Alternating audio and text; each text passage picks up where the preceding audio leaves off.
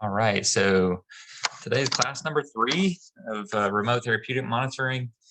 So we're going to be getting into some of understanding the software and the requirements of software, software options, and then into a lot of case studies. But before we get into all that, I start off every time. This is meant to be good information, general information, but do your due diligence. A lot of this information is you have to use it and make your best judgment based off of the information that we know. So that's what I had to do, and I would advise you guys to do as well. So, and this is our kind of cheat sheet, code sheet. So this is something that you guys should have. I still have to reference this myself, just when I'm double checking. It's like, oh man, which codes were the 16 days, type of thing. So make sure you just have something like this readily available for you or your staff, just to refer to as far as the main bullet points for each code. So starting off, so there are really 2 homework assignments from last class. One was to develop start to develop your documentation templates and tracking forms. And I will say that based off of what EMR you use, what software you use for RTM will dictate how many other kind of documents that you need to self-track. So but I'd love to hear some feedback if you guys have kind of started to put together some things as far as your own way of keeping up with some of the codes, some of the timings. I know I shared at least some of the forms that I have. How are you guys coming along with that for yourselves?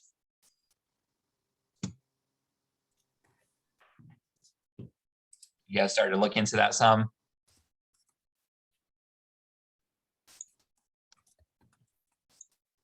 All right, well, back on from today, you should have everything together, and the goal is that you can really start, if you haven't already. Is anybody starting to see some chats coming in? Just interested, is anybody starting to actually collect time, if you will? Probably an Excel sheet. Okay, working to automate in the software, nice. Simple method on paper, that's fine too. I think just you need to start, writing some things down, getting some things down, and any system that you create, you'll tweak it, just like anything. You'll find kind of how it works and how it doesn't. Can we collect time without first having a platform and training the patient? So mandate. I mean, you have to have a software system to do remote monitoring. As long as you have that, then you're good. You're doing it right. But that's one of the requirements, is you just have to have that software that allows you to do that, and the patient is using it and has access to it. So, but yeah, are you guys starting to collect some minutes, RTM minutes, or even setting up kind of that initial, the first code? If I go back, that slide, the setup code, right? Are you starting to this initial setup education? Are you guys starting to do that? I mean, that's really the first step, right? That kicks it in processes, the initial education. But I know we haven't talked about software yet. So if you don't have that software, you really can't do it. So, but I know some people kind of went ahead and maybe have access to some software already. So if not, after today, you should, again, have everything needed. So I'm using HEP to go. Does HEP to go have a remote monitoring option? No, they don't. Okay. That's good to know. So, so that's it today. Again, the last piece is really getting out of software. So if you guys don't have that software yet, then the goal is that you have everything today to really get that going. So, so the case studies, this is the continuation from last class. So we have patient with right hip OA. So we are into his 2nd month of treatment. Oh, actually, you know what? His eval was on March 1st. I looked back at the notes and I forgot we were continuing from his. Let me do this. So I tested that right before we came on. I was like, that's not the right date, but it is. Okay, so yeah, so we started on March 1st. Now we're into the second month of accumulating time. So these are the time segments we have: 5 minutes, 7 minutes, 4 minutes, 2 minutes, 7 minutes, and 10 minutes. So we said data transmission through the software and monitoring was performed each day from April 1st through April 30th. So the questions are what codes would you bill? And now we're asking when can you bill those codes, and what reimbursement amounts would you expect? So guys, go ahead and put in the chat what your guys' answers are to those three questions. Codes do you be able to bill? Remember, this is our second month of treatment. So April 3rd is into his second month. And then since the eval was on the 1st. So what can you bill? When would you bill each code? And then how much reimbursement? You guys take a minute and then start putting in your answers there in the chat.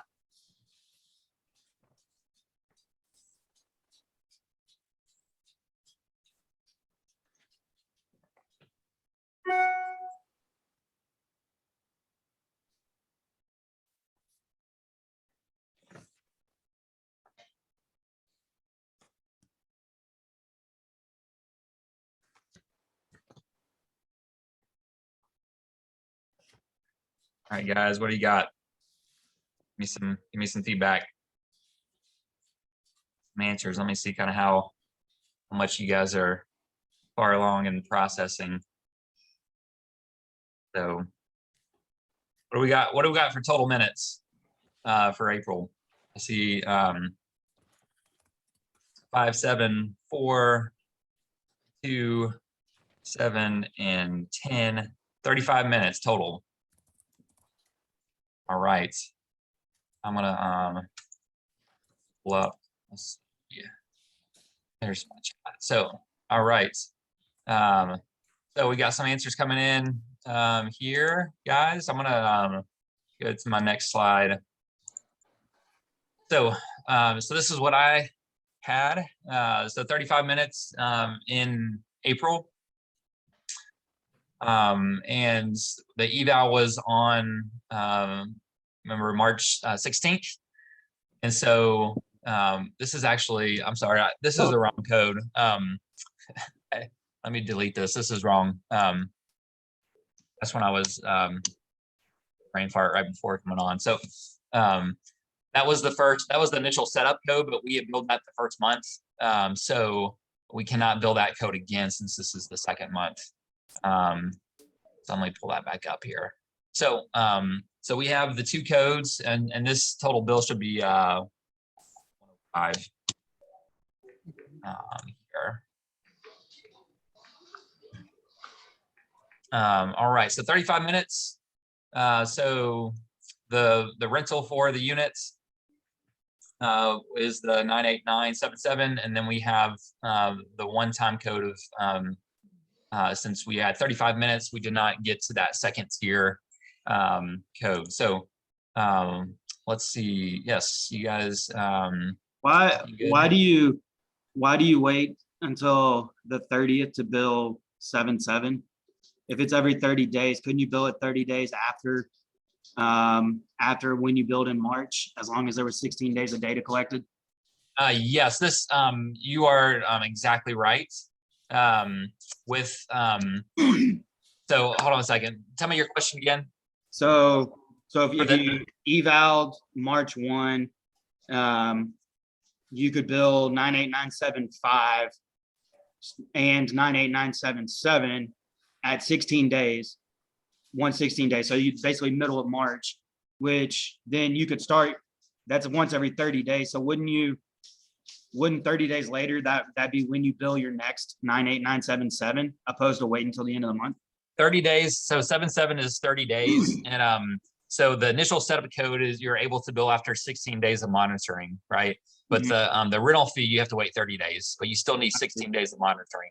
So you have to wait. So you can't bill that until the end of the first 30 days. Correct.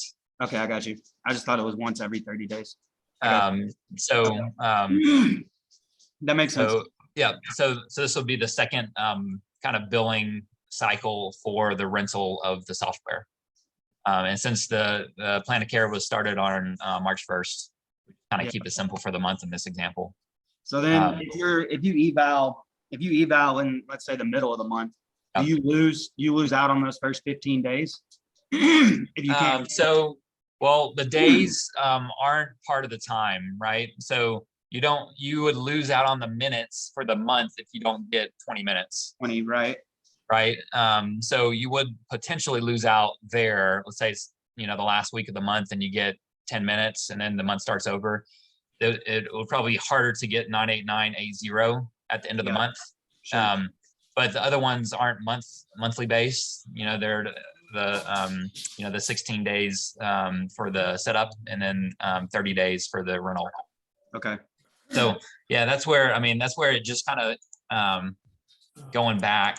Why'd you tell Ryan that I felt like crap? I'm fine. I said I felt like crap. And No, that makes sense. Yeah. Okay. If you start in the middle of the month, it's just 30 days later. You can, Yeah. which would then put your next 30 days would be the next middle of the month. So that makes sense. I got you. Yeah. Yeah. That's where you have to just refer back to this because you'll get, there's a few pieces to it and it's not that confusing. Like within 10 seconds, you can look here and like, oh yeah, that's right. But sometimes you just need that grounding, if you will, of which one was 16 days of monitoring. The time-based codes are just calendar month. Yeah. So it just takes a little bit of like referring back to the cheat sheet, if you will. So, all right. Any other questions about that?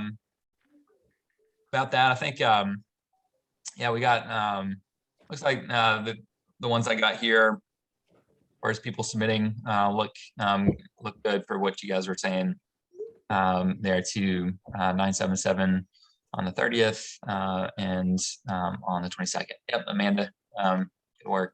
Okay, so we're gonna go over some other cases really towards the second half of this class. A lot of cases just to get some reps, get some game reps. So these are the codes in full definition. The setup again requires that initial education and time, and then at least 16 days of monitoring before you can bill that. And then 98977 for the musculoskeletal is the device supply or the rental, which is 30 days, requiring again 16 days of monitoring or and data transmission, and then the two time-based codes.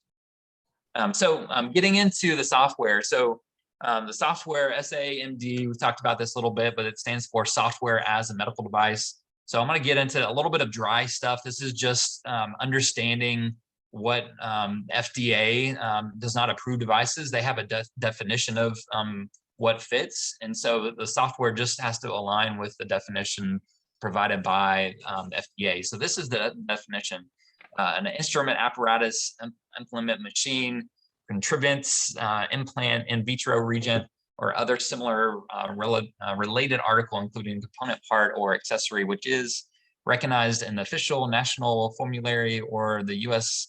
Pharmacopoeia or any supplement to them.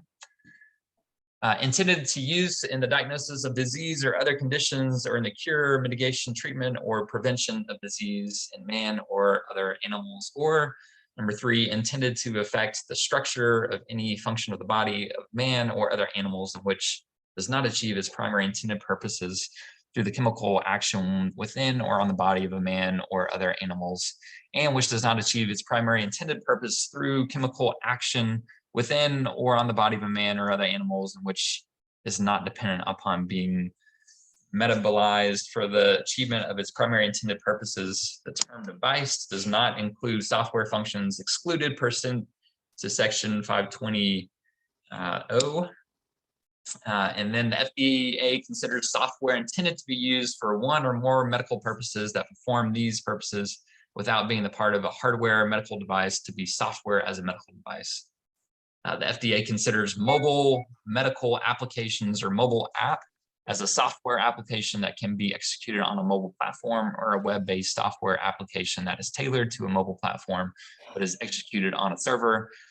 Software as a medical device defined by the International Medical Device Regulatory's Forum as software intended to be used for one or more medical purposes that perform these purposes without being part of a hardware medical device. So guys, make your best determination of what all that means. Ultimately, I was on a class with somebody who is much smarter than me as far as in the legal atmosphere, and he said that he cannot tell you if the software, based off of that definition, he cannot tell you if the software meets that definition or not, and that his recommendation is that you need to just ask if it's any software company that you're not sure about, to ask to see their legal opinion from their attorney, or you can contact your own attorney since that is all what I would call legal jargon. And I can't make much sense of that as well. I doubt that you can either. So ultimately, with all that being said, is any software device, you can ask to see their legal opinion from their attorney, or you can contact your own attorney to determine if it meets the definition. And there's no approved software, but they just have to satisfy the definition supplied by the FDA, which an attorney would say if that satisfies it or not. Guys, I want to get into the software. There's four main ones I want to get into today, and as we're talking about the different options with software, what I would say is, where you fall and what you need is going to be different from somebody else. So somebody messaged me a few days ago saying, "Hey, what software do you recommend?" And it's just a loaded question. It's kind of like, what EMR do you recommend? It's like, well, what kind of clinic do you have? Are you all cash based? Do you take all insurance? Are you a mobile clinic? Are you a single provider? Do you have, all these, ancillary, providers? So there's so much that goes into that and how you make a decision. And similar to, that with the software too, is, I can't tell you which one is best. Because you guys all have different clinics and your needs are different, and your values, what you're looking for, are different too. So, what I hope to provide is just understanding of where these software companies are currently. But again, a lot of these things are changing. PhysiTrack, I showed you guys PhysiTrack, the platform, last class, because it's the platform that we have access to, and they're technically not, I reached out to them, and this is the email that I got from them. So we are working on finalized approach to RTM currently, and should have something out in the next several weeks. This is at the beginning of the month. This will include FDA compliance regarding medical device, and also how-to articles on how to use PhysiTrack for RTM. As it sits now, PhysiTrack is capable of providing RTM tracking data for PTOT, speech, other professionals, but we are finalizing the other details now. I emailed them a few days ago and actually got back a response today saying that on Monday they are releasing their RTM platform, or the details, I should say, about RTM. So I don't know what that is. I don't know if they're going to have like another tiered pricing option that's more kind of in line with other software companies are doing right now. There's, it's to be determined, but this is what I know right now is, what I can see from the software.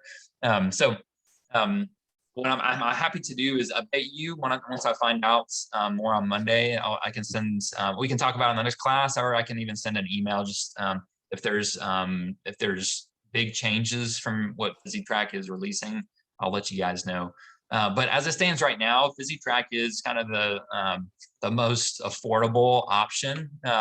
They're, depending on how you're set up with them, the fee ranges between $9 to $14 a month per user, and that's with for their exercise program, which includes telehealth as well as the RTM capacity. So you guys have seen that platform. So I'm not going to spend as much time showing that since we've already done a demonstration. But they have, they have all the components of it. And, what I, said as far as pros, at least right now, the price is really cheap. To be, $10 to $14 is, you'll see compared to other ones, is really cheap. It appears to cover all the foundations. Like I said, it appears to me like, they're doing everything. They just haven't really released it out to the public yet.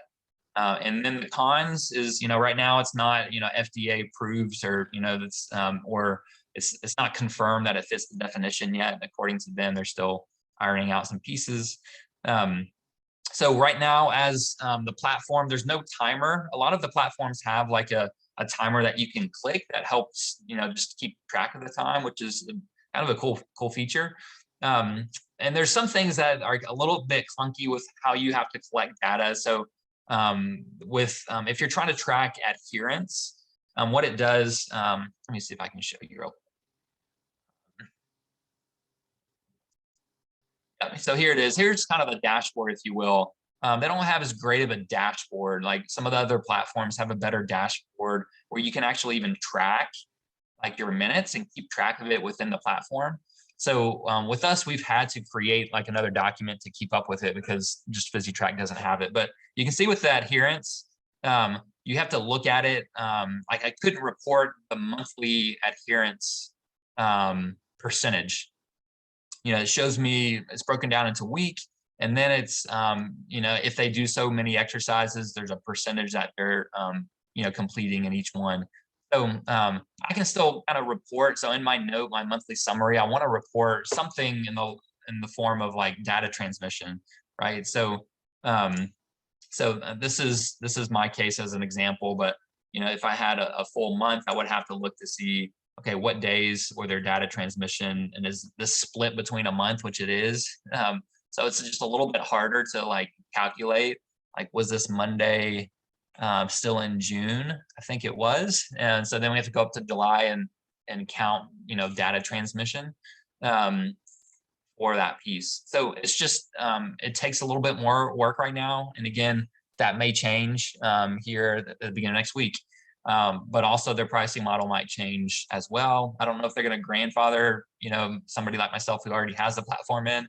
There's just a lot of questions right now that it'll be more to be determined. So the other thing they don't have is some of the features have like a documentation feature where you can export like a file that shows the minutes, and if it was a phone call, if it was just monitoring, you can log your minutes within the platform and then just export it to put it in your EMR. And I said it, this isn't necessarily a pro or con, but we use Jane, so it integrates really well with Jane. If you don't have Jane, I'm not sure how well it would integrate with your with your EMR. The next one here is MedBridge. So MedBridge,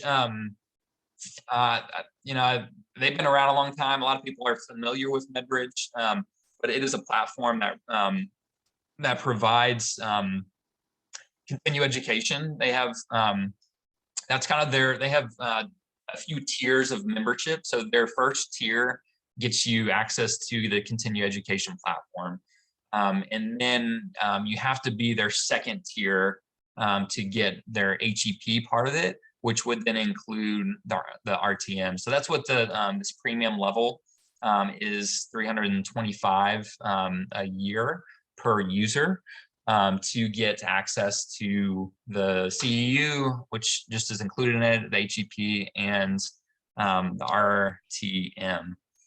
So when I talked with them like 2 weeks ago, and again, they kind of seemed like they were, to me, like still figuring things out. And they have, and what I mean by that is I just got some answers that weren't as clear. Maybe, I'm not sure if any of you guys have been on a call with them more recently. Again, that might have changed. The pro is the CEU is nice to be included, just as the cheap way to get CEUs is, if you just bump up your membership a little bit more, then you have access to everything else.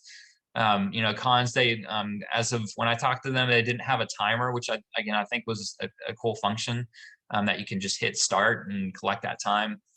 So they do their, how they kind of process the fees for it is you have to get, and I forgot what they called it, but it's basically in essence a patient credit, where they want you to start off with 500 patient credits, which for our size clinic would last like forever. It would take us years to get through 500 patient credits. But they said that they could lower that amount for a smaller clinic. But in essence, you're paying up front, and it's $10 per patient credit per month. So that's what you're paying for every patient that is enrolled in RTM through the platform. So that's their fee. I asked them about like, hey, do the patient credits expire? Do they roll over from when you and they weren't able to tell me many details. Maybe I just had somebody who didn't know, I'm not sure, but I still had some questions. I think it's still a very viable option. You'll see compared to the other ones as well. They're just pricing kind of format. It was a little bit different than the others, where they have you enroll each patient at $10 a month, and then you pay up front for the patient credits. Once you run out of credits, you purchase more. Limber. There's the link there. I'm gonna show, these are some of the slides that they gave me that to use. So a few cool things about Limber was their founders were instrumental in helping to get RTM passed through legislation. So they've kind of been working in the background for a while to get all this up and going. And then in the process, they've been creating this platform to be able to use it as well. I would probably have the most confidence in that they're just staying up to date with any changes in coding or things like that, because they're just kind of at the forefront of helping to create the codes and the legislation getting passed and such.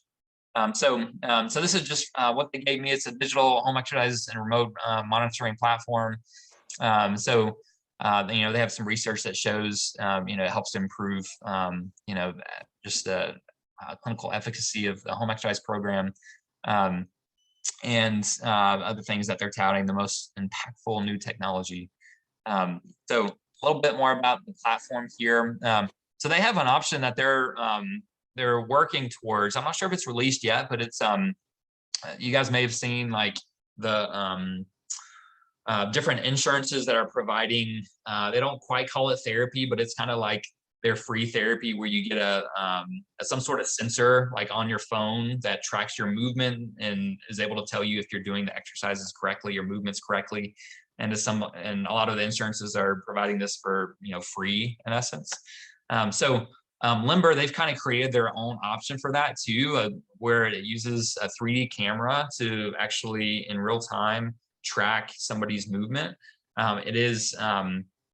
It's something they've been working towards. It doesn't require any additional sensors. So a cool feature. They have a regular exercise program that we're all used to as well, with the video format like HEP to go or MedBridge. So they have that.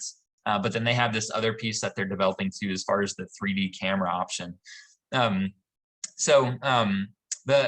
exercises, they don't have as many exercises. I think they had like 1,000 or 1,500, but they said they're focused on really improving that that library volume of exercises. So kind of getting into the RTM. So they have this monthly billing report. So to help keep track again of your patients, they do it within the platform. So they have the name, the date of birth, the minutes, the days transmitted, and then they show you what codes you can bill for in the month. So that would take a step away from what you would do if you don't have something like that, as far as using the Excel sheets. A few other things that I would think about is if you're getting your minutes with a patient that's during a patient appointment, then if you're keeping track of the time, and you would need to have like the timer going like within the platform. Otherwise, you would have to add these minutes to the platform so that the minutes are actually accurate. If that makes sense. Because it's only going to track it when you've hit start for the patient in each case. So you have to just keep up with that and use that regularly so that the minutes are actually accurate. But that's a cool feature, to have that all shown for you. The other thing too is we talked about this last class, and I want to just re-emphasize this number of days of data transmission. So how a lot of the platforms that are calculating what you can code is they're taking it as if a patient doesn't enter in information of doing some exercises for 16 days, then they're not checking the box that you would satisfy the 98975 or the 98977. So I know I explained beforehand how PhysiTrack, how their platform is right now. When I scroll over, I can see the percentage completed, right? And it shows 0%, 100%, 100%. And for me, if somebody was at didn't do it, did 0%, that's relevant information that I use, and that somebody could come to the decision that counts as data transmission, right? So that's part of what you have to make a decision for is, do I count this day as a data transmission of they didn't do their exercises, they were 0% compliance, or do I count a data transmission as that they completed some of their exercises? See a question here. So Ben, I know I just kind of said two options, and you said that's how we viewed it as well. Are you saying that 0% is a data transmission? Yeah, absolutely. Seeing that they were not compliant on that day Yeah. is absolutely Yeah. a piece of information. Yes. So, and that's what I would justify was, again, that's up to you to make that decision. But just understand that these platforms, if I go back to the presentation, is how they're determining when you can code for this is that you have to hit 16 days of some sort of input of performing an exercise. So that is a different interpretation within these billings. And again, that's something if you wanted to kind of take it to the next level of consulting with an attorney, or if you feel confident in if you were audited in providing your explanation for those terms. And these terms aren't explicitly defined as far as I've seen anywhere that they say what is actually data transmission. So so again, that's kind of just a decision that you have to be comfortable with and be able to support. So Amanda, see, so do they log on and indicate they did not do them, or did the patient just not log in at all? Sure. So I know with PhysiTrack, this is my example. This is me, that I didn't do the exercises, so I did not log on and say that I did not do them. Yeah, take that for what it's worth as far as how you determine that. I could, I'm going to go back here to what's kind of finishing like this conversation too is something that, again, you have to make your own decision for. And we'll get into it a little further in the case studies. We'll talk about it a little bit more in the case studies. So, but get back to Limber. So this is their pricing piece. Hold on, I think there's another sheet that shows more. Okay. So they have a few tiers. One is what they charge is they have a few options actually. One is this fee, $35 per patient per month. But what they count as a patient is somebody who is reached this data transmission of 16 or more data points within 30 days. So in essence, what they're saying is they're not going to charge you for a patient unless you're getting reimbursed for a patient. So you really can't lose money if you weren't utilizing it well, if that makes sense. And they're basing off of the definition of 16 points of data transmission. Once you reach that, they're going to charge you $35 for that patient because they know that you're also getting reimbursed for it. So they actually have another option of, they call it like a white glove, or get back to here, you got the white glove care navigation. So what this is a pretty cool feature. Again, it may not be appropriate for you guys, but what they're doing is they're providing the therapist to do the remote therapeutic monitoring. So they train the therapist, and they're like, in essence, like a contract employee to your business that's handling all the RTM as just another therapist on staff, like a remote therapist that's helping to support your patients. So in the same way as you can't lose money by hiring this therapist, because they're charged based off of billable time, RTM minutes collected. So it's based on time spent by the care navigator supporting the patient. No overhead or training costs are invoiced to the client. So it's $75 per hour to pay for that RTM. So if you think about, if you're getting an hour's worth of monitoring, even if it was at the $40, you're $120 of just monitoring time. So you're still making money off of them. Not as much if you're doing it your own, but it's definitely a feature that stands alone as far as what others are providing in that aspect. So they do have the other fee. So they have is just a $500 one-time per year annual fee.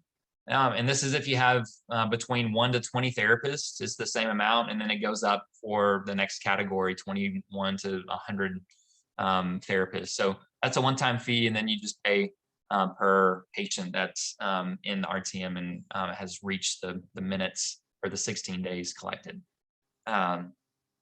So a summary of all that. So price is $500 a year for most of us. I would assume 1 to 20 patients for you get access to the digital home exercise program access, and then $35 a month once you hit that 16 days or more. And then they have that option to hire out your own virtual PT. So pros, the leaders of RTM really built this platform. They have a timer, they have record keeping, monthly billing report. You're only charged when you're making money. And they also have that motion guided feedback option. Cons is, you're just paying more for more features. And right now they don't have as many exercises, but they're really focused on growing that volume of exercises in their platform. All right, the last one that we're focusing on is PT Wired. So they're consider themselves a patient communication app. So in essence, how they brand themselves is like you get access to your own app. So it has your own brands, your own logo. So you give it to your patient, and it makes it look like that you've just created your own app for them to use. So you're able to do scheduling through it. Their home exercise program, the RTM, they actually have marketing kind of push notifications where you can use it for marketing to promote a workshop or some special event or a promotion that you're doing. So they've added on the RTM piece, but they really consider themselves this patient communication app. So they have a whole lot of exercises. They really want to kind of gamify the whole experience, and with completing exercises and rewards, and for doing so many days in a row. Like I said, they have the marketing aspects. They have the telehealth option as well. They also have a Google review captured, so they'll push a Google review to the patients that are high engagement, that are really engaging with the content, and that's all automated. So some different features, like I said, with PT Wired. They also have like a toggle where you can turn on or off for each patient if you're actually using RTM or not. They have the timer as well. Both them and Limber are the two that have the timer right now, which is, I think, just a nice feature. And then their platform, their dashboard, if you will, has a progress through the month to show who's on track to reach the codes based off of data transmission and minutes, and who's not on track.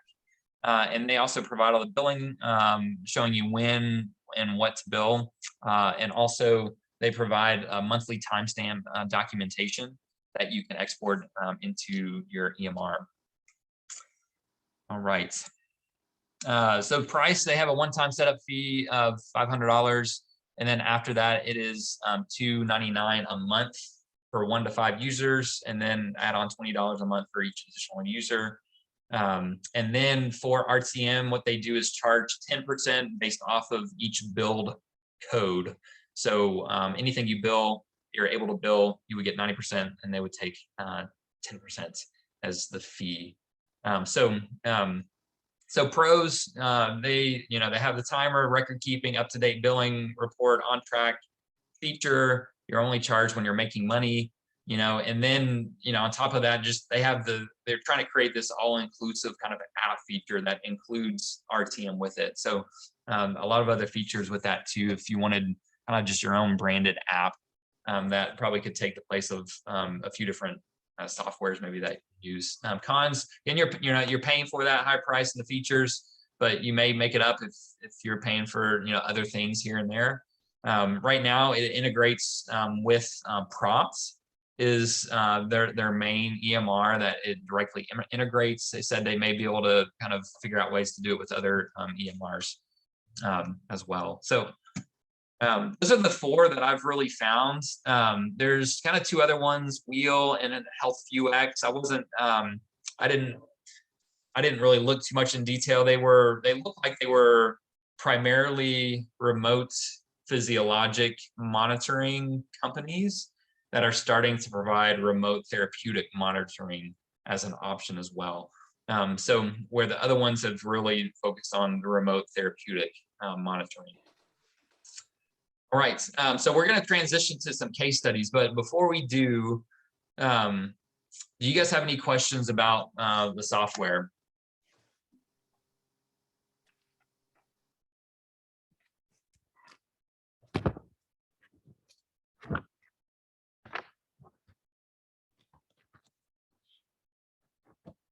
All right. Well, feel free before we finish up. We'll take some questions at the end if something comes up. So what I have here is I got 4 more case examples, and we're going to kind of go through a similar format. All of these are designed to be from start of care to end of care. So instead of going 1 month at a time like we've done the past 2 sessions, we're just taking it from beginning to end. So if you have available, what would be either the document that I shared. Do you guys have that Excel document? If you're able to, that would be very useful to use, or if you have your own document for helping to keep track of the time and when to bill, that'll be very useful for this next part of the case studies.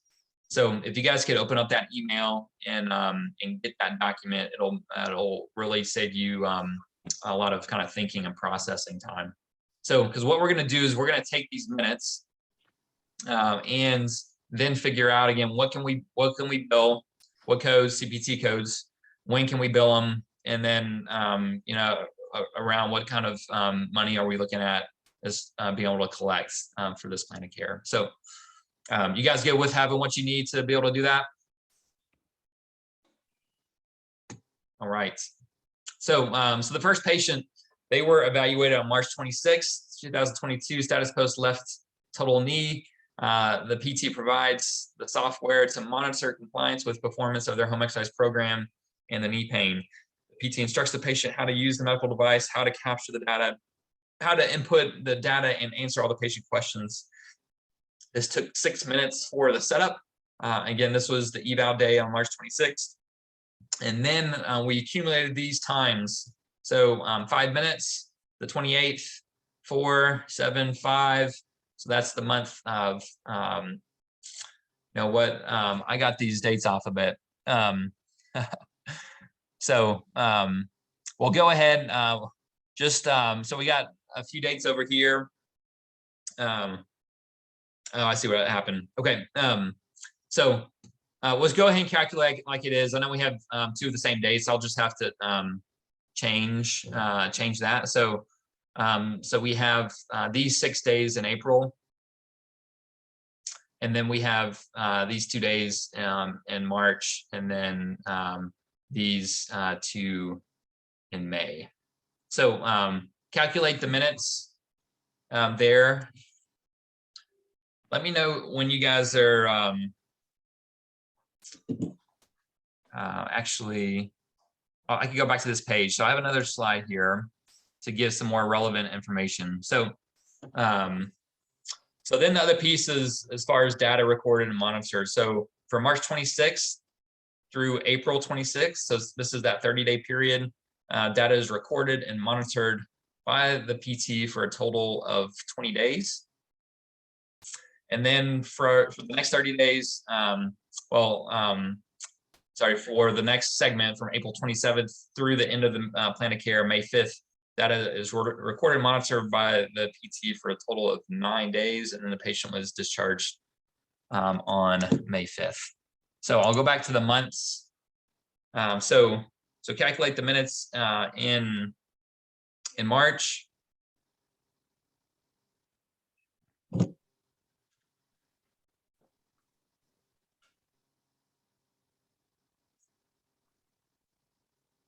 And then April.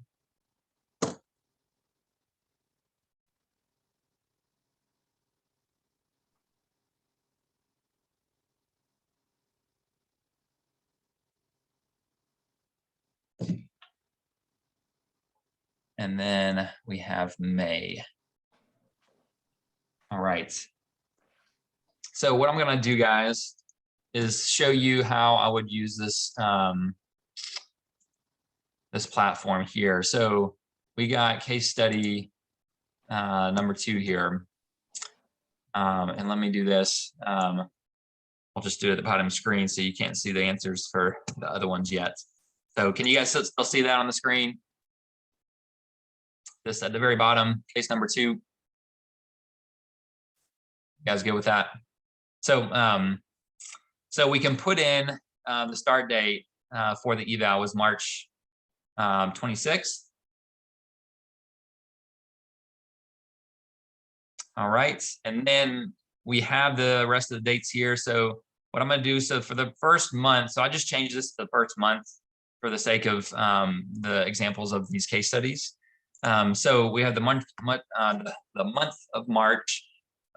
We had 10 minutes, is what I calculated. And then we don't have any second piece here. And then we have the next month of April. So we have 32 total minutes I calculated. So we're going to put 20 here. And then the rest goes into the next bucket, 12. And then we have the third month of 18 minutes. So it should help us getting these codes for 98980. We did not meet the minute requirement since we just had 10. But we have in the second month, we have 98980. We do meet the initial. For the second time code, we did not meet it. And for the third, we were 2 minutes shy of not meeting it. So let's go back here to our answers. All right, and this might be a little bit off from the minutes. So I'm going to change this. So we said in March, we had 5 minutes set up. We had 10 minutes. And then April, we had 32. And then May, we had 18. All right. So for April, so these are the start for the initial setup. At the earliest, we're able to build that on the 11th. If we had 16 days of continuous monitoring and data transmission. And then once we reach the 30 days would be on the 26th. So if I go back to this here, let's see if that says the same thing here. Case number 2 is the 26th is, I'm sorry, the 11th is when we would first be eligible to bill for the setup, and then the 26th is the first 30-day cycle, and then the second 30-day cycle. So that's what we have here, guys. This one we did not actually get, since we just had 32 minutes. All right. So the minutes on the other ones will be better. I know this was a little bit off with, must have duplicated one versus changing it. So any questions about that example though, guys? Would you, for 98980, would you bill that the day that you hit 20 minutes? Or would you wait till the end of the month and just bill 980 and 81 together if? Yeah, you could bill it as soon as you hit it. But what I would, since it is monthly code, I think what most people will end up doing is just at the end of the month, just calculate, like instead of kind of doing it halfway points. I think what most people end up doing is just wait till the end of the month and seeing how many minutes you have, and then doing it at the end of the month. Okay. But technically, again, once you get that time, then you can bill for it. So that makes sense. Yeah, it seems like clerically it'd be easier to just do it all at the end of the month. Yeah, I think so. I think that's how most people will just, yeah, like you said, clerically and keeping up with it, using something like this to come up with the pieces there. And you know what we're doing is we're just keeping up with the minutes like halfway through the month, and then kind of that last, since we're approaching, you know, the last week of the month, on Friday we'll calculate all our minutes to see how close we are for the patients. You know, if we're kind of 10 minutes, you know, beyond, we can get 10 more minutes this last week, you know, in essence, we're only 10 minutes away of getting a, you know, a $50 charge. We might as well do it versus, you know, the people that are 2 or 3 minutes or just started, we might not focus on as much. But, you know, some people you just may do the minutes as best you can, and at the end of the month, just kind of see where you fall and you'll get some charges, and some you might miss out on, but at the end of the day, you're at least capitalizing on more than what you would if you weren't utilizing RTM. Sure. So let's go on to this next example. Let me do this here. I want to let me stop my sharing. I want to just change the view so it's not at the bottom of the screen. All right.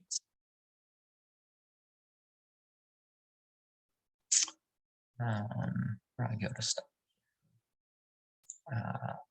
Okay, like hold on one second, guys. I want to just cut.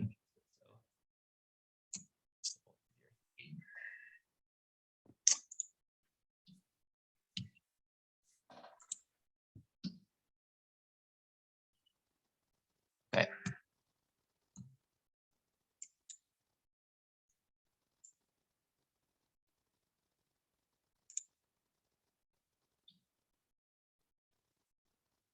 All right.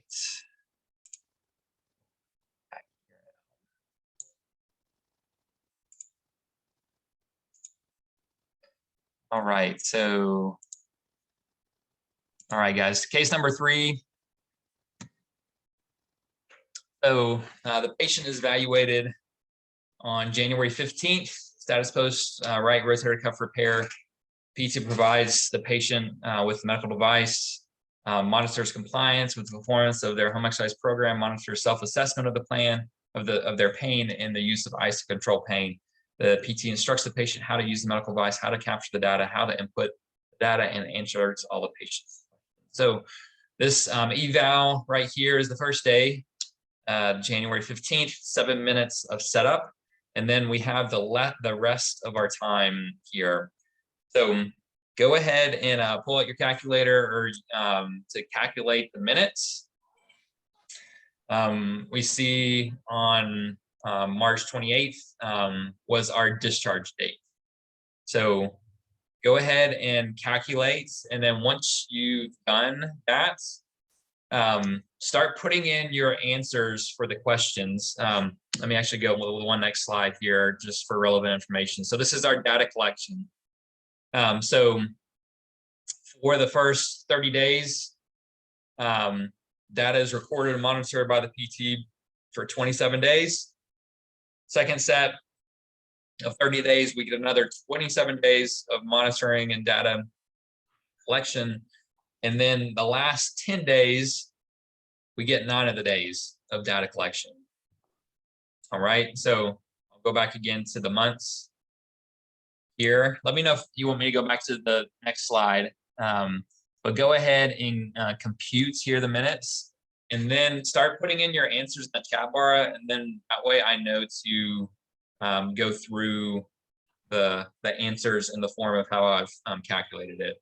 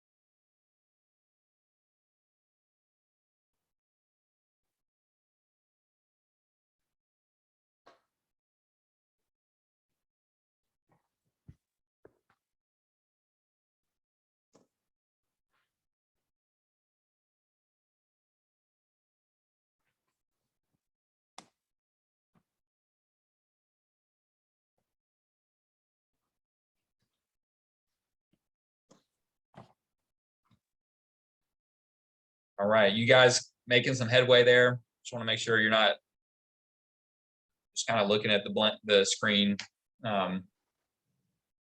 without able to do anything. You guys making some progress?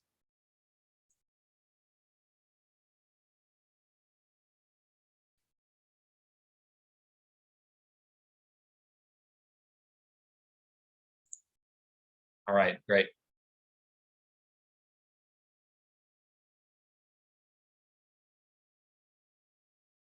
This is just where rubber meets the road, right? So we got this example, and then we're going to do 2 more. Just same process.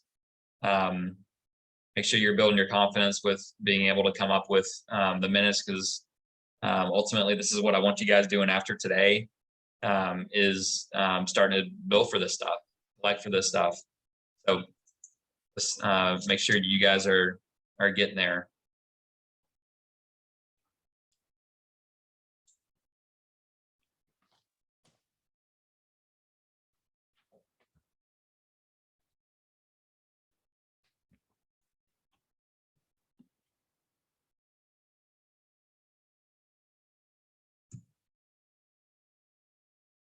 All right, so let's see. Looks like we got our first response there.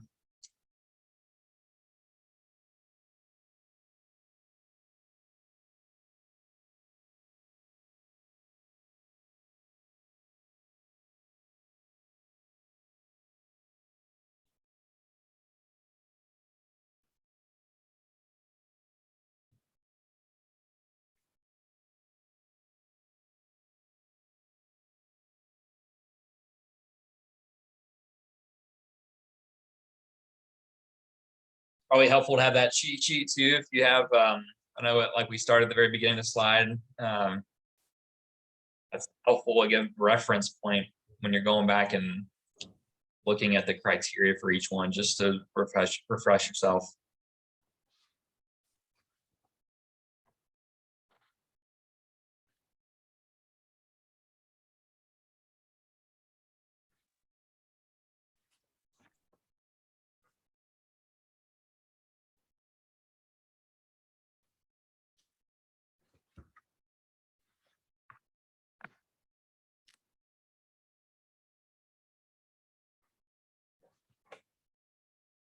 right, see somebody else submitted.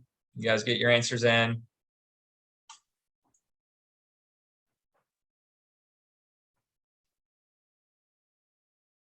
Right, you're right, Bennett. You got to split them into time codes into months. If you're getting stuck somewhere, put it in the chat too. Let me know.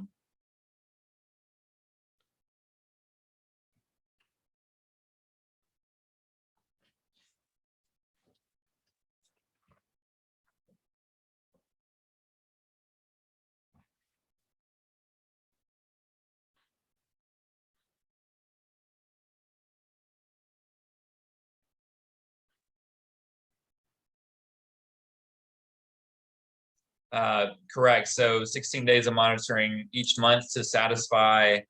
Well, the first month is the initial. I'll go back to this one. So, right, the first month is the initial setup.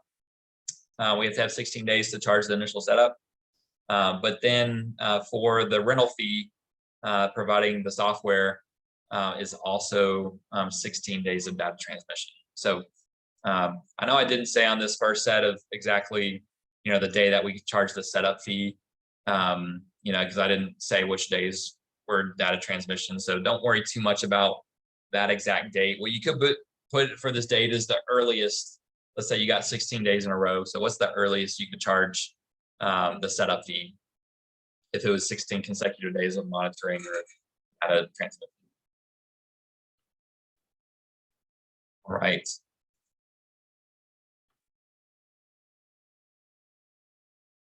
Guys, one more minute, and then I'll talk through this codes so we can get on to the next examples too. So one more minute for you guys.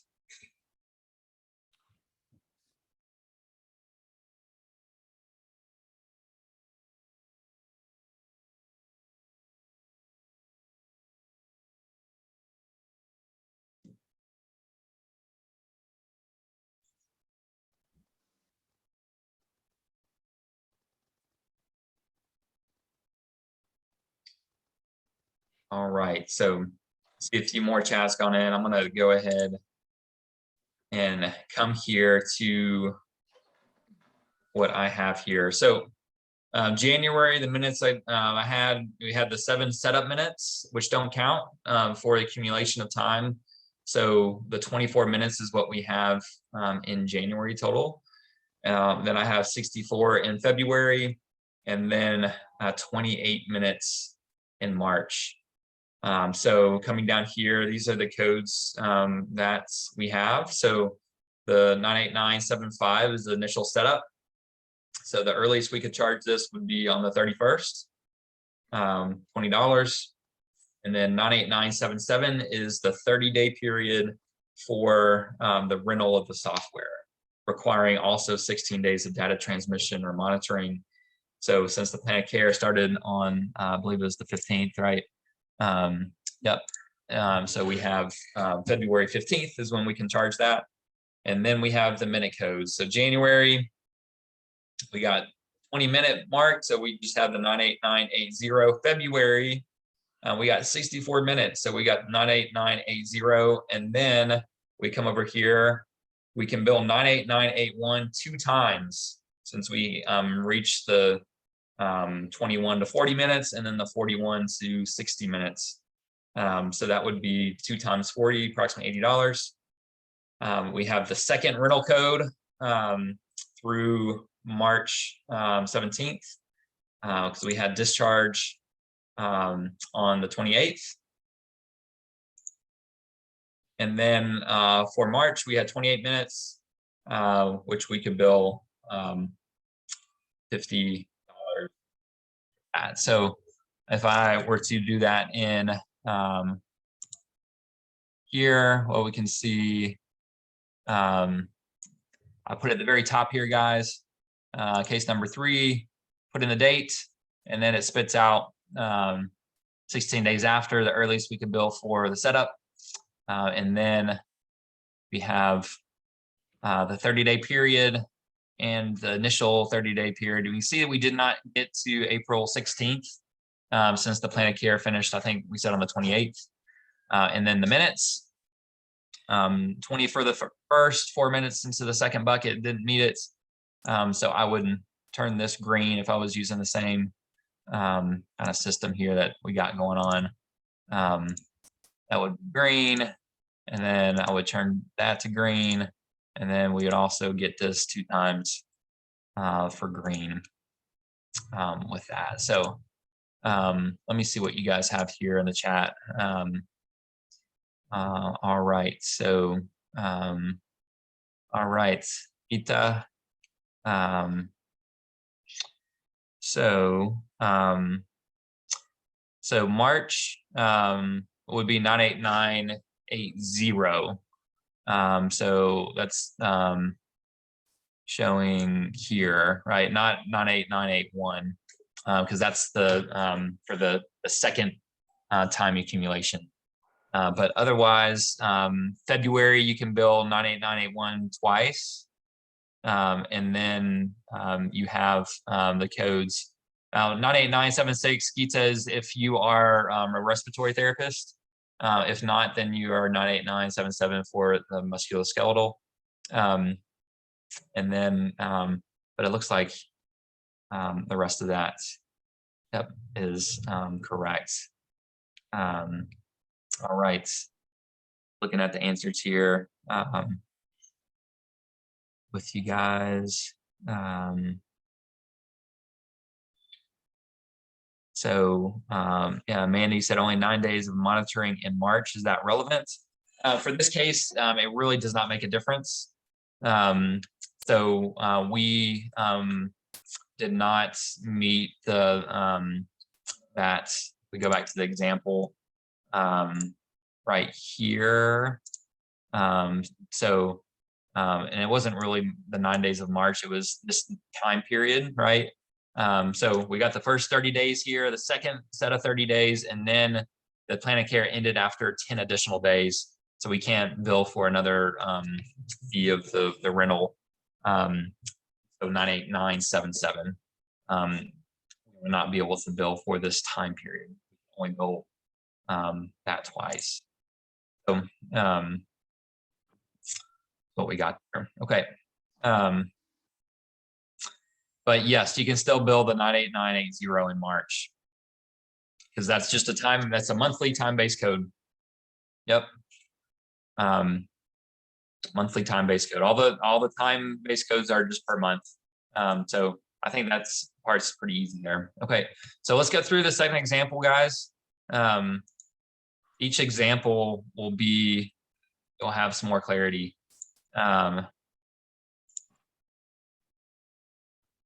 All right. So here's number 4. So 72-year-old evaluated on February 1st. Hold on a second. Let me make sure. Okay. I got the days wrong. So this is meant to be March 8th. Okay. So March 28th was the eval. So it matches up with this right here. With right hands, fingers of RA. The OT provides the patient with the medical advice, education, setup, and plan of care. So these are our minutes. So go ahead and what I would do here, guys, is you can just calculate. The easiest thing to do is calculate the minutes in each month. So so that's what I'm doing right here on a sticky note. So I'm putting, so we got the month of March, the setup minutes, how many minutes we got, and then we got April. So go ahead and calculate the minutes in April. And then we got a few more months here. So this plan of care kind of stretched out. So calculate April, May, June, and July. So that's the first step. So everybody go ahead and do that.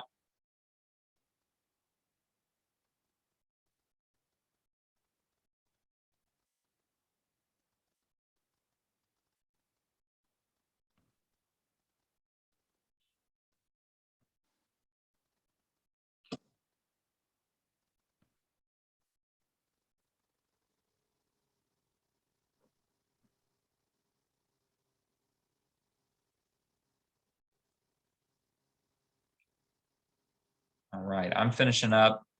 So you guys should be as well. You guys good for the minutes in each month? You guys jot that down on a piece of paper. All right, and come back to this slide if we need to. So now we're going to our 30-day periods of data transmission. So we can see for the first set of 30 days, we get a 20 days of data transmission recorded and monitored. All right, the second set of 30 days, we get 18 days of data transmission and monitoring. And then we have from May 29th to the 27th, we have 14 days monitored by the PT for a total of 25 days. Let me make sure I think I have another month in here as well. And then I actually added another time period. So through 15th. So let me add this in here. Then we have from June 8th through the end of the planning year. July 15th.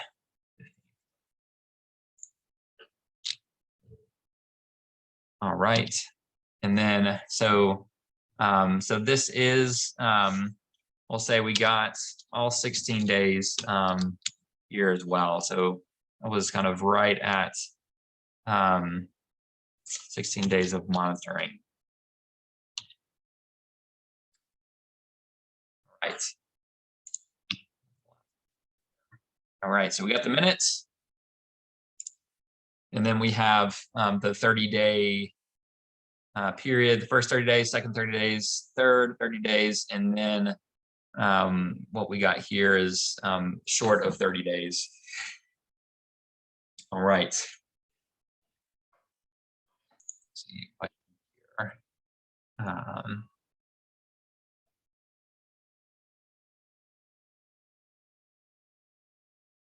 All right, so let me hear, Amanda.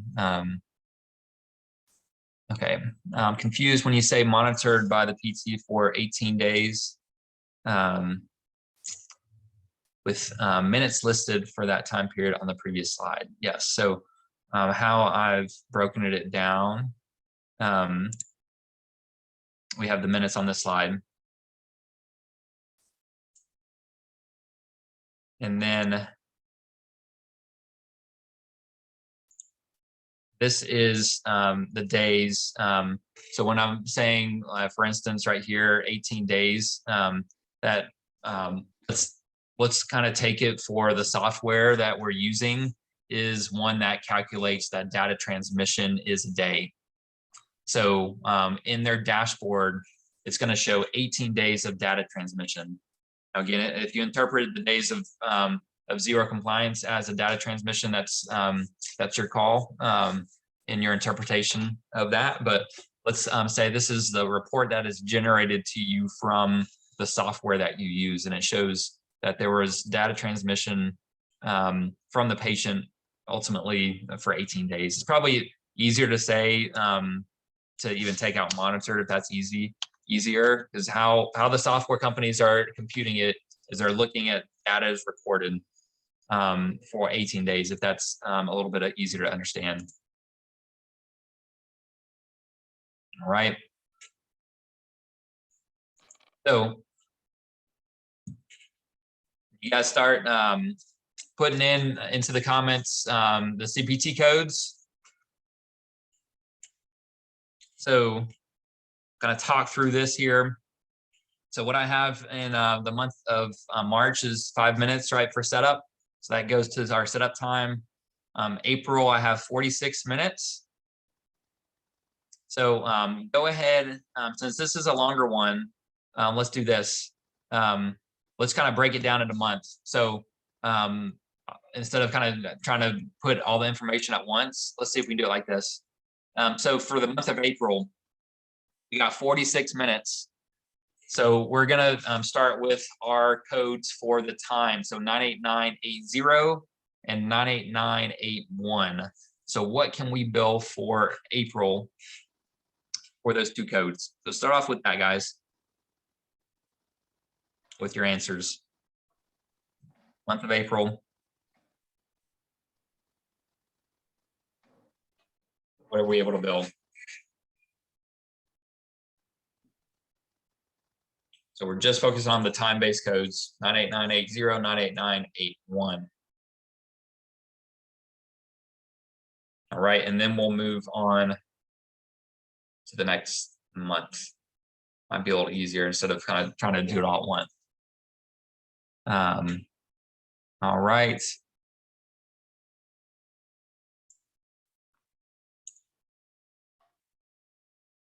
Yep, so one of each, 46 minutes, one of each. So now we got, how many minutes we got in May? How many do you guys calculate? 23, yep. And so what for the time-based codes, 98980, 98981, what can we bill for the month of May? Correct, 98980. We just hit that 20-minute. Okay, so now we got the month of June. How many minutes we got in June? Got two dates here. 17. All right, 10 plus 7, 17. So can we bill any time-based codes 98980, 98981 in June or July? We'll just go into July since we just have 9 minutes. Time-based codes, nope, correct. We did not get that 20-minute minimum. We were 3 minutes shy for June. So, so now we can go to the setup code, right? 98975. And so the criteria for 98975 is the earliest we can bill for 98975 would be when?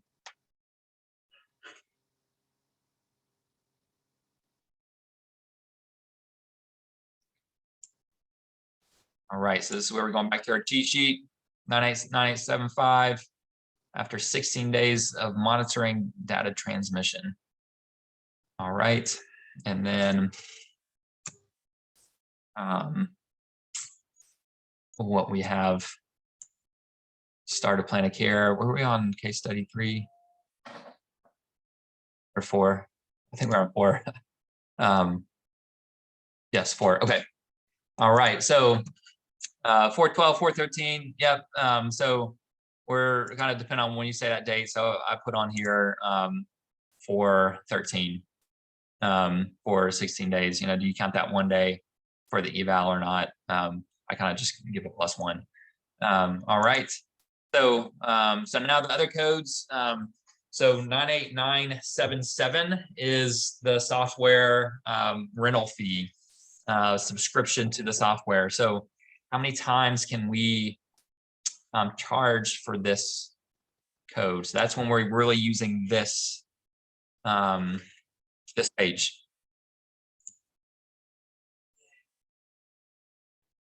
So the first 30-day period we got right here.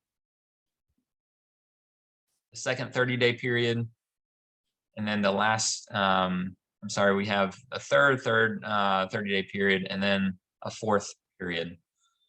So how many times are we able to charge 98977? Maybe answer it like that. This plan of care, how many times can we charge 98977?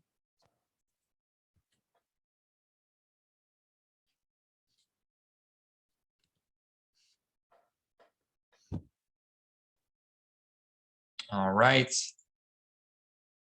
So we got 3, 3. So let's talk through this. So if we go back to our cheat sheet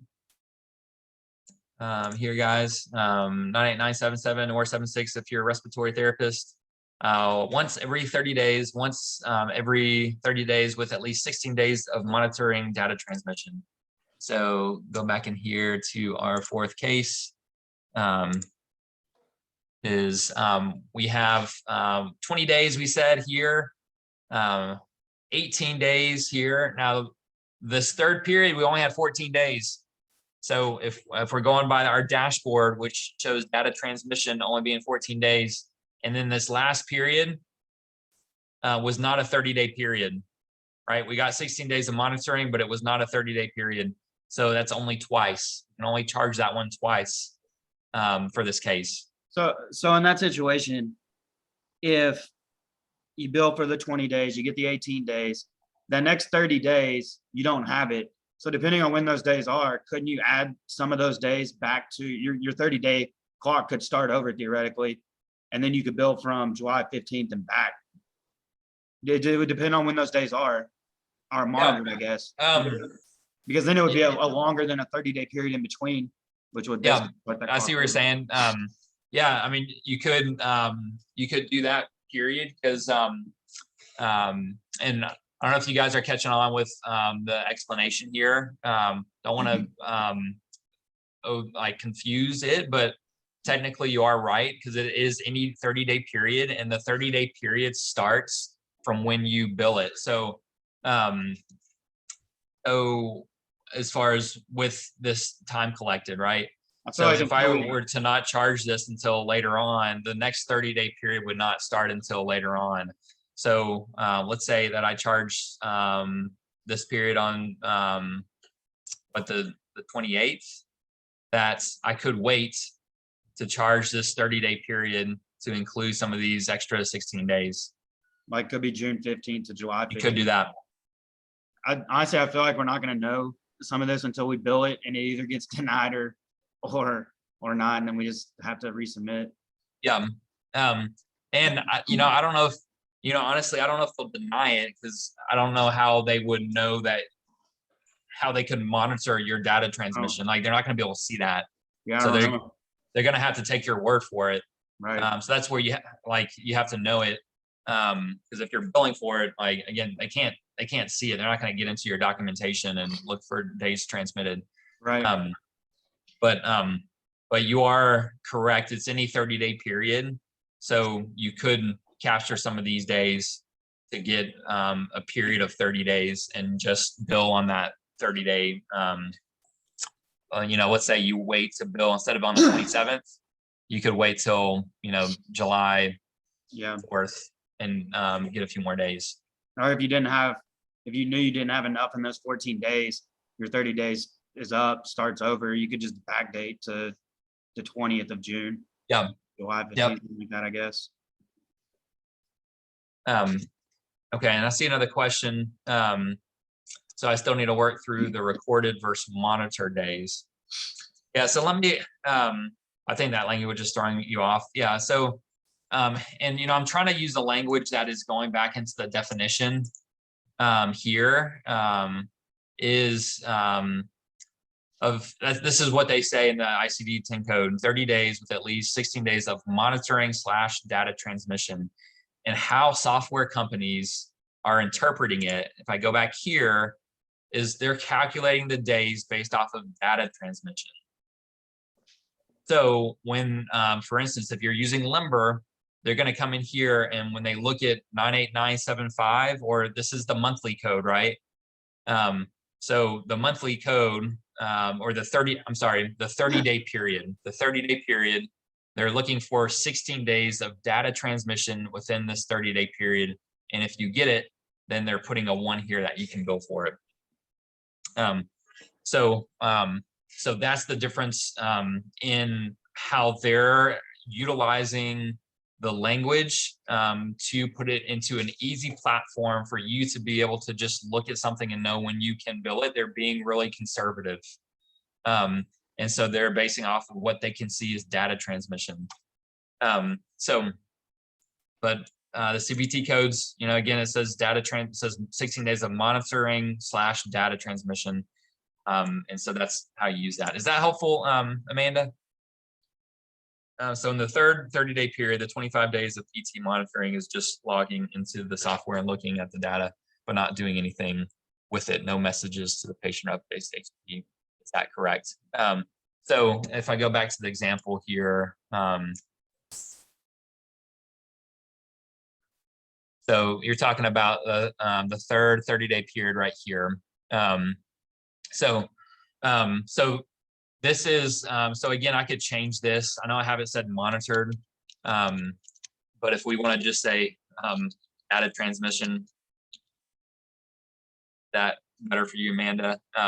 This is how, again, software companies are putting it in their dashboard to make it easy for you to see when you can bill it. Is they're looking for 14 days of data transmission, and by data transmission is they're looking for input of compliance of exercises. So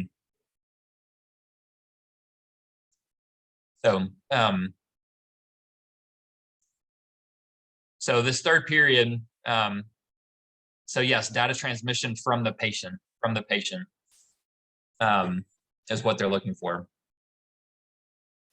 So if we were just doing this 30-day period, and this is how the software companies, I think, are gonna, again, be calculating it, is they're not gonna get kind of creative, if you will, of adjusting a 30-day period. They're just gonna do a rolling 30-day period, and this would be what they would do.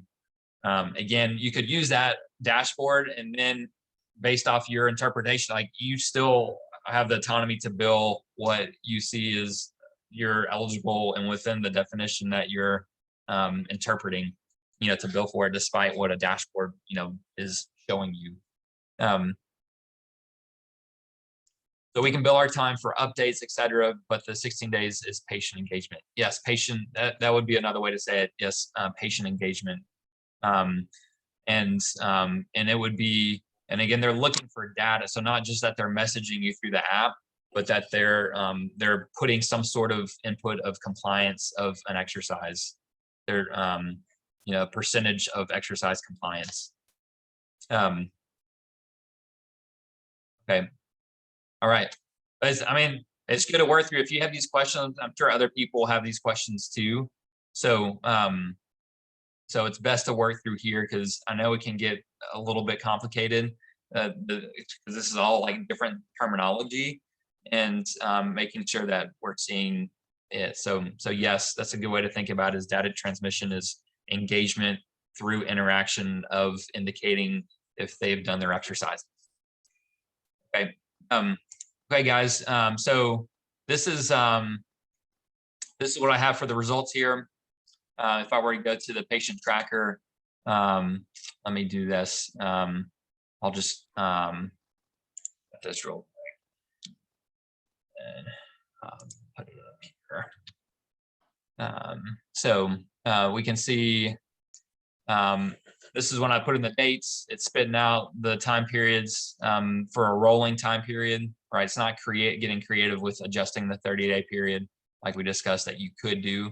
And then we have the time minutes here, 20 minutes, and then additional 26 minutes, and then going further that way. Okay, guys, I got another case. I know it's we're getting a little bit late, but let's I'm happy. I'll go through it. So you guys stay on if you want to. You can catch the recording if you want to do that too. But this is valuable time spent. So I really want to make sure you guys are equipped with understanding this stuff. So let's see if we can go about it the same way we did last time, kind of just breaking it up for you guys. So we'll just jump right into it. We got the eval on the 21st, TKA, patient gives all the education. So on the 21st, so go ahead and we'll start calculating our minutes. So start in January. So we got January, February, and March. All right. So a little shorter plan of care here, just 3 months. Got your calculator and start putting in the minutes.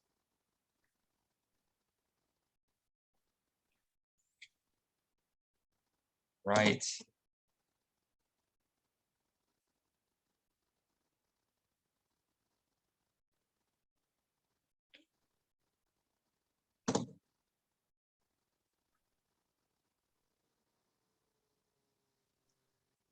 All right, so you guys should be good there with the minutes. I just got mine. So how many minutes we have in January?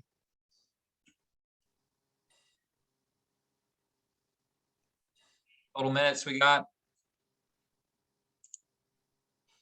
All right, so we got 21. So we don't count these 5 minutes since it's the setup. So these minutes we can't double dip. So we're counting that as setup time. So 21 minutes. All right. So now for the month of January, so what time-based code? What time-based code would we bill? This is again a monthly base code. What would we bill for January?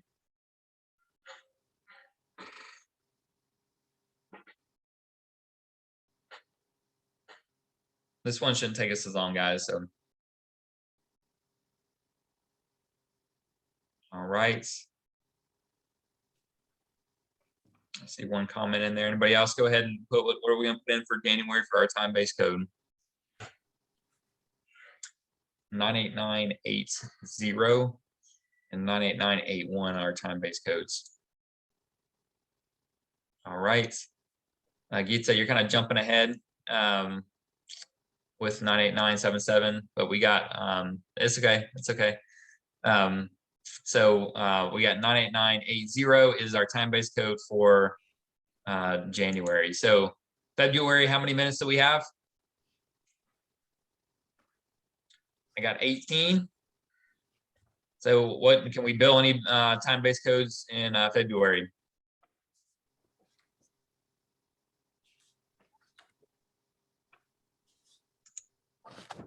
Nope. So we did not get to 20 minutes for February. All right, March. So we got 5 plus 9 plus 7. I got 21 minutes in March. So what are we going to bill? What CPT code are we billing for March?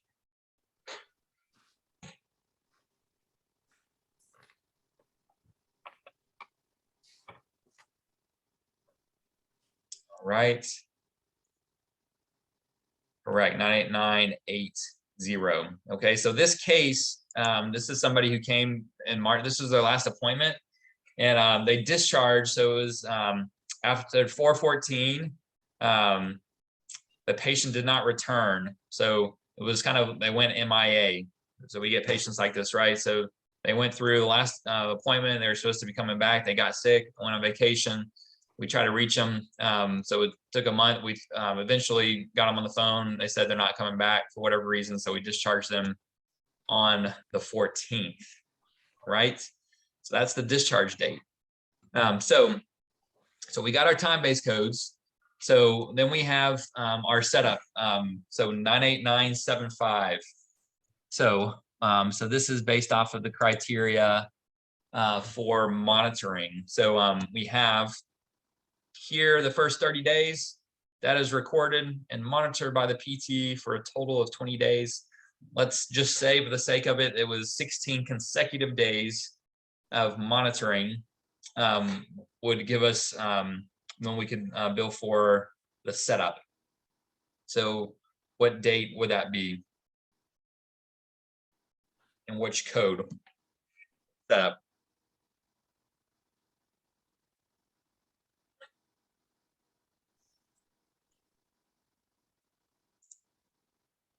All right.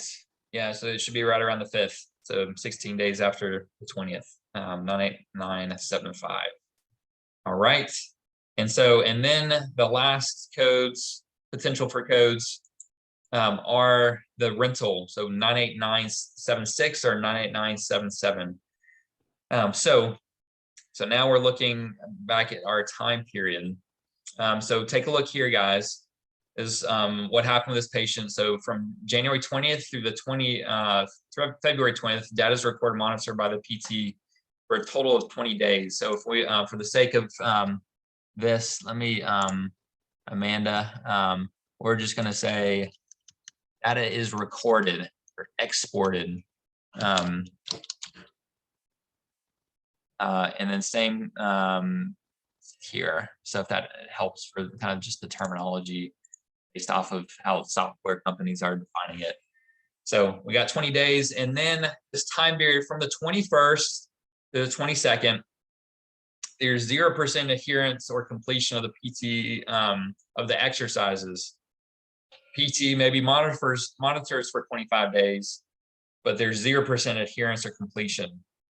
So now the question is, for our rental of the device 98977, we discharged the patient, remember, on the 14th. If I go back here, and again, so well, let's just assume from March 22nd through the 14th. Again, there's we log onto their app and there's just nothing there. There's no adherence, 0% completion of exercises. So I want to include this in here because these are the determinations that you guys will have to make. So what are you going to do with this? Or your staff may ask, right? What are you determining here for the rental? Now, I can't tell you what to do. So on here, so we can see what we've already discussed is the fees. So this is, we said already on the 5th, and then the next 30-day period would be on the 20th. And then in January, did I have that right? Yeah, in March. So February did not get the minutes, but in March we did. And then the 98977 for this next time period, I just put a question mark.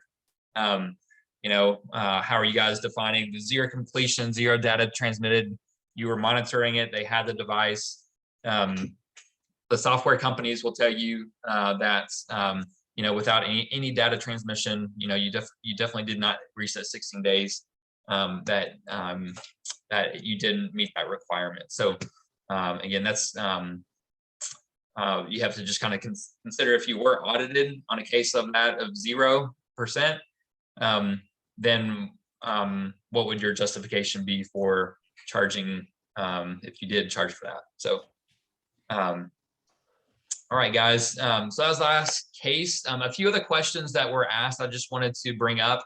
One is things to consider, or things that I've had to work through is just our bookkeeping and accounting. So as you start doing this, you just need to consider, like, we use QuickBooks. If you use, I think, what's the other one, Wave, or maybe I'm thinking of the 2 main ones, but how are you going to keep up with kind of the bookkeeping of RTM?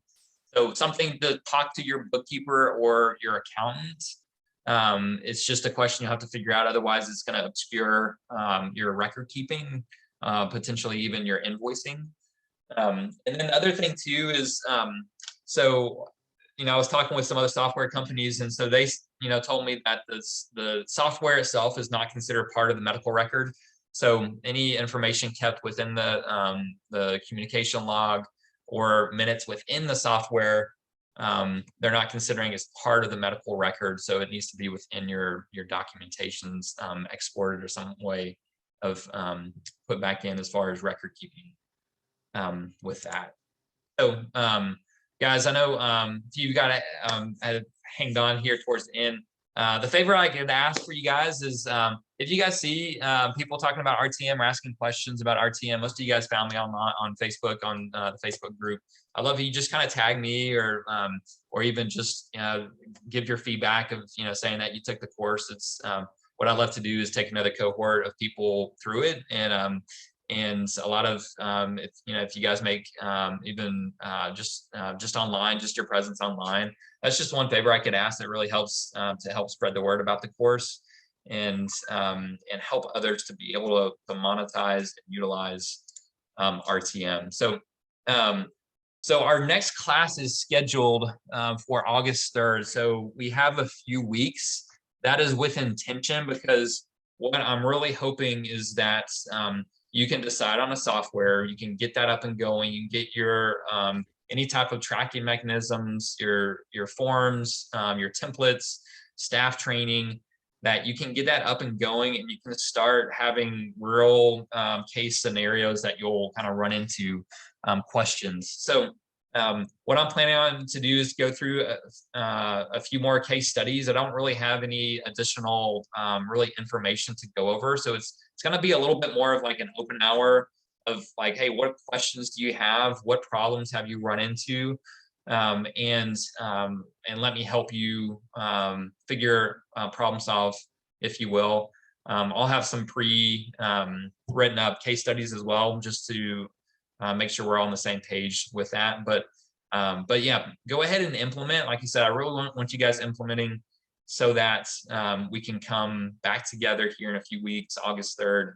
And I want to ask you guys, like, how is it going? Like, are you starting to capture these minutes? And I'd love for you guys to say that that you are. So guys, I think that's oh yeah, so the homework assignment is, schedule a demo with software companies. I'd mention those 4. I'll give you guys what I find out about PhysiTrack. Like, they say it's supposed to be on Monday when they release that. So I'll send you guys out some information in regards to that. So pick your software that you're going to start using, and now and start talking to your patients about it, so that you can start that setup fee and getting that implemented. All right. And then module, that was what we went today. So that's what we got, guys. Any final questions? You guys good with everything? Hopefully going through those cases, your things are at least becoming more clear than where they were beforehand. All right, you're welcome, guys.